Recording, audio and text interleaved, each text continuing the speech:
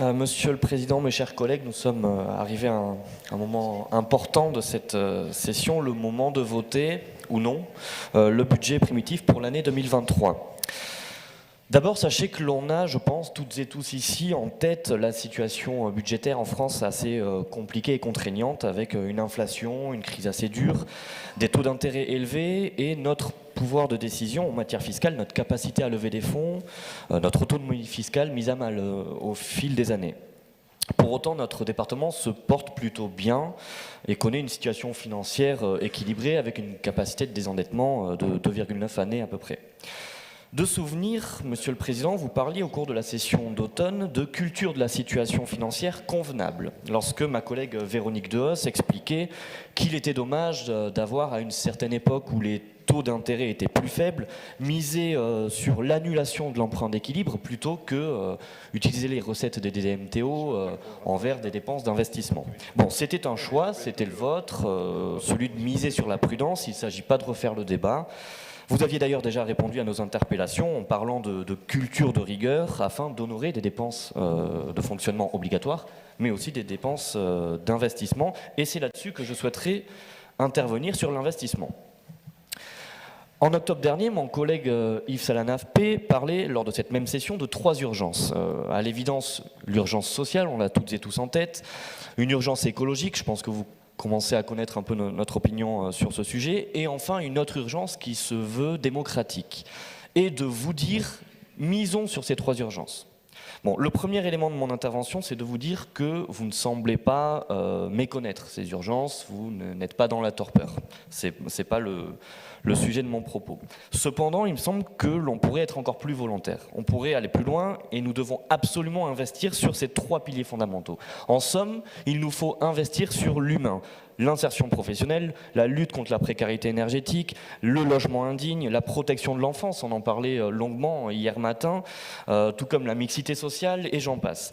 En fait, il nous faut répondre aux grands bouleversements de notre société par d'autres bouleversements que nous aurions décidé. Bouleverser la précarité, mettre à mal le réchauffement climatique, redonner de l'espoir dans l'avenir.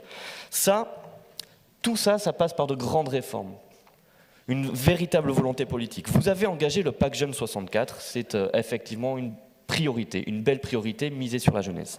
Mais regardons aussi ce qu'on peut faire par ailleurs, peut-être en s'inspirant aussi d'exemples un peu partout en France. L'expérimentation en Haute-Garonne sur la mixité dans les collèges, on en a parlé hier, avec des mesures d'accompagnement, de soutien, une véritable participation des familles et des élèves, un projet pédagogique adapté à chaque territoire, le tout pour lutter contre la ségrégation sociale. La mise en œuvre d'un véritable budget vert en Mayenne, 60 missions du budget primitif 2021, 35 missions programmes du département qui sont passées au crible, l'expérimentation réussie d'un budget écologique citoyen dans le Puy-de-Dôme, avec un budget de 2 millions d'euros. 2 millions d'euros sur l'environnement, construit avec les citoyens, soumis à une commission citoyenne tirée au sort, intervenant sur 6 champs de compétences, agriculture, eau, énergie, mobilité, solidarité et évidemment environnement. L'application d'une règle véritablement contraignante pour nous, mes chers collègues, qui impose que toute action engagée par notre département, toute politique soit éco-conditionnée, dispose d'un critère environnemental. On a aussi une véritable politique agriculture que nous devons mener à l'horizon 2030. On peut s'inspirer de ce qui se fait en Lot-et-Garonne. Il y a cet enjeu de l'agriculture et ma collègue Karine Perret en a parlé hier. Je sais que c'est aussi un sujet qui tient beaucoup à cœur mon collègue Thierry Carrère et qui s'implique dessus. Le taux de suicide chez les agriculteurs est alarmant. Les enjeux de demain, autant sur le réchauffement climatique que sur la grippe aviaire, sont inévitables, mais comment aborder tout cela quand vous êtes agriculteur et que vous ne connaissez pas de week-end et que juste le mot vacances, vous ne le connaissez pas non plus. Tout ça, il faut se projeter là-dedans, il faut une véritable politique volontariste dessus. Sur le social, je ne reviens pas, sauf si vous voulez refaire un petit peu le débat, mais je ne reviens pas sur l'expérimentation du RSA. Nous en avons parlé, mais est-ce qu'il y a une véritable mesure qui puisse réellement redonner l'espoir à celles et ceux qui vivent avec la tête sous l'eau? Sur les passeurs thermiques, ne peut-on pas renforcer, flécher davantage nos dépenses vers le logement insalubre? 7% de passoires thermiques à Pau, c'est quand même alarmant. Comment également soutenir davantage les aidants familiaux qui font un travail de dingue pour répondre aux besoins de leurs proches qui sont de plus en plus, qui ne sont pas autonomes. Bref, quand on regarde le budget, Monsieur le Président, On y voit un effort certain, ça on ne peut pas vous l'enlever, 150, 160 millions d'euros d'investissement, on ne peut pas vous l'enlever. Mais il y a la question du curseur politique. Comment flécher davantage les dépenses vers ces enjeux-là, ces 3 enjeux, et finalement vers l'humain, innover davantage. On perçoit peut-être mal la vision de ce département sur ces 3 enjeux, parce que qu'est-ce que veulent les gens demain? Les gens veulent que leurs parents, leurs grands-parents puissent bien vieillir. Ils veulent que leurs enfants, leurs petits-enfants puissent vivre dans des conditions dignes, vivables, dans une planète respirable. Ils veulent que leurs proches ne soient pas dans le besoin, obligés à vivre en dessous du seuil de pauvreté. L'argent, il est là, on le voit aujourd'hui, 160 millions d'investissements. L'argent, il est là, il faut le flécher vers les véritables enjeux. Je vous remercie. Le constat, c'est que nous avons voté majoritairement pour beaucoup de ces délibérations. Pour autant, sur ce qui relève des compétences de notre maison, nous avons voté contre la protection de l'enfance, enfin contre le budget lié à la protection de l'enfance, lié à la prévention et lié à la communication. Donc nous n'avons pas fait d'obstruction. La réalité, c'est que depuis, en tout cas moi que je suis dans cette maison, je constate que nous avons assez peu d'échanges dans les commissions, assez peu de débats dans les commissions, particulièrement sur la première commission. C'est important de le rappeler. Quand nous demandons à avoir des rapports ou à avoir des retours sur ce qui, à mon sens, fait que nous ajustons ou non un budget et que nous discutons autour d'un budget, c'est sur l'évaluation de nos politiques publiques. La réalité, c'est que ces évaluations, nous, qui sommes dans l'opposition, ne vous en déplaise, c'est comme ça aussi que fonctionne la démocratie. Il y a de l'opposition, il y a des échanges. Pour pouvoir débattre, il faut qu'on puisse avoir accès à certains documents que nous n'avons pas. Là, tout à l'heure, nous avons eu un débat qui n'a pas été jusqu'au bout. Moi, je voulais continuer d'échanger sur le débat autour de la communication et de l'information, ce qui me semble important en termes de démocratie. Bon, le débat a été coupé, tant pis. La réalité, c'est que nous avons demandé à pouvoir échanger en commission autour de cette question de la communication. Nous ne pouvons pas le faire. Donc, la réalité, c'est aussi que il faut que les échanges puissent avoir lieu en commission, au-delà de simples lectures de délibération que nous entendons en commission et que nous réentendons après dans les sessions et les commissions permanentes. On est là pour débattre et on est là aussi pour pouvoir ajuster les budgets en fonction des évaluations de nos politiques publiques.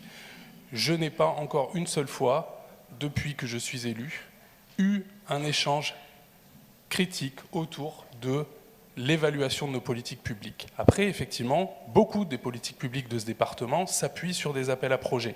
Je l'ai déjà dit, un appel à projet, on est dans l'immédiateté, ça sert la communication politique, ça ne sert pas forcément à ancrer des politiques publiques qui vont dans le sens des urgences, qui effectivement, ces 3 urgences ont clairement émané dans la 6e commission. Nous sommes ravis d'ailleurs de voir que les 3 thématiques issues de la 6e commission relèvent des 3 urgences qui émergent et qui sont rabâchées à longueur de journée par les partis de gauche. Après, Monsieur Brisson, je suis désolé, mais vous ne rendez pas justice. Quand vous dites que nous n'avons fait que dire ce que vous ne faites pas, je suis désolé. On a également appuyé sur ce que vous faites, et ce que vous faites aussi de bien. Donc, il faut éviter d'être parcellaire dans ses réponses quand on parle de communication, quand on parle de débat, ou quand on parle de ce qu'on vote ou de ce qu'on ne vote pas. Concernant le budget, il faut souligner le travail de nos agents qui ont construit un budget et un document qui est très très bien construit. Et à chaque fois que nous intervenons et que nous soulignons des différences de point de vue ou des désaccords, je tiens à le rappeler, ce n'est jamais le travail des agents qui est remis en cause, mais bien la manière dont l'exécutif déploie ce budget, le met en œuvre, et donc des décisions politiques. Voilà. Et ça, c'est important de le poser dans tous les cas. Alors, mon collègue Franck Lamas a donné les raisons substantielles de notre vote contre le budget. Je n'y reviendrai pas. Je vous rappelle aussi les débats qu'on a eus lors des orientations budgétaires et nos prises de parole. Ce que nous avons soulevé lors de la dernière session reste valable aujourd'hui. Nous faisons à nouveau le constat que le scénario catastrophe n'est toujours pas arrivé. Vous avez provisionné 40 millions d'euros aujourd'hui, vous prévoyez d'en utiliser 10. Cela laisse encore des marges de manœuvre. De même, le recours à l'emprunt qui fait passer notre capacité de désendettement à 2,9 années ne témoigne pas d'une situation ingérable. Et vous l'avez vous-même, Monsieur le Président, souligné hier dans votre discours introductif. Évidemment, le point sur lequel nous nous rejoignons, c'est la perte d'autonomie de notre collectivité, qui arrivera tôt ou tard, et cette manie nationale de ne pas considérer l'impôt utile lorsqu'il est bien prélevé et bien redistribué. Alors nous avons tout au long de cette session affirmé des priorités qui ne sont pas les mêmes à gauche et à droite, mais c'est l'essence même de nos débats. Nous nous opposons donc à ce budget qui ne reflète pas les priorités que nous considérons comme celles du moment, à savoir les urgences sociales, écologiques et démocratiques. Et nous sommes aussi en situation de responsabilité et pas de blocage pour faire un petit clin d'œil à l'intervention de M. Olive. Voilà, donc je réaffirme bien que le groupe de gauche votera contre ce budget.